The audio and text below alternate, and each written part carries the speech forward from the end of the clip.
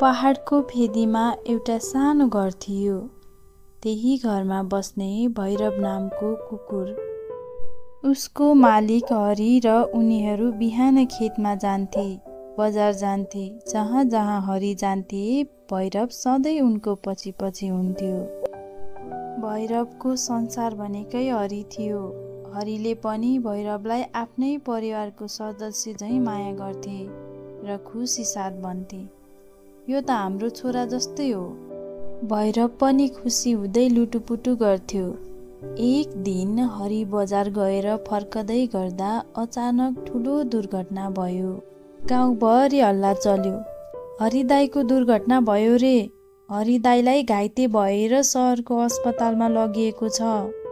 यति सुनेपछि घरमा आमा र छोराछोरीहरू रुन थाले। भैरव पनि निराश हुँदै आँसु खसाल्यो। भैरव टोल टोल दौडियो, हरि आउने बाटोतिर सुग्यो। भुक्दै आँसु खसाल्न थाल्यो। भैरव हरि आउने बाटो कुर्दै बस्यो। तर उता भैरवको भने होस पनि आएको थिएन। दिनहरू बित्दै गए। भैरव सधैँझै हरि आउने आशमा बाटोमा गएर कुरिरहन्थ्यो। गाउँलेहरू भन्थे, भैरव, तिम्रो मालिक धेरै टाढा अस्पतालमा छन्। ऊ निराश हुँदै आफ्नो मालिक आउने आशमा बाटोमा कुरिरहेको थियो। उता हरिलाई पहिलाको भन्दा झन गाह्रो हुँदै गयो र हरिले अस्पतालमै अन्तिम सास लिए। हरिलाई उतै अन्त्येष्टि गरियो। घरभरि रुवाबासी चलिरहेको थियो। बिचरा पशु न पर्यो भैरव। उसले हरेक दिन उही बाटोको छेउमा गएर हरिको प्रतीक्षा गरिरहन्थ्यो। तर हरि आएनन्। बिचरा भैरव। बर्खा लाग्यो, पानी पर्यो, हावा चल्यो, घाम लाग्यो, तर उसको आँखा भने हरि फर्किने बाटोमै अडिएको थियो। 3-4 हप्तापछि एक साँझ आकाशमा कालो बादल छायो। ठुलो पानी पर्न सुरु भयो।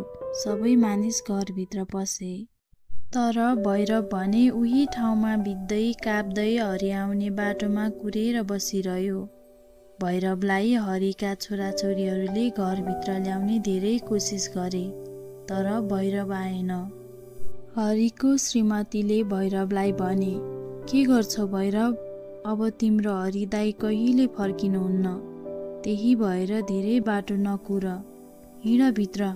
सायद भैरवले कुरा बुझे जस्तो छ। झन् त्यही बसेर आँसु खसाल्न थाल्यो। यो देखेर हरिका परिवार पनि भावुक भए।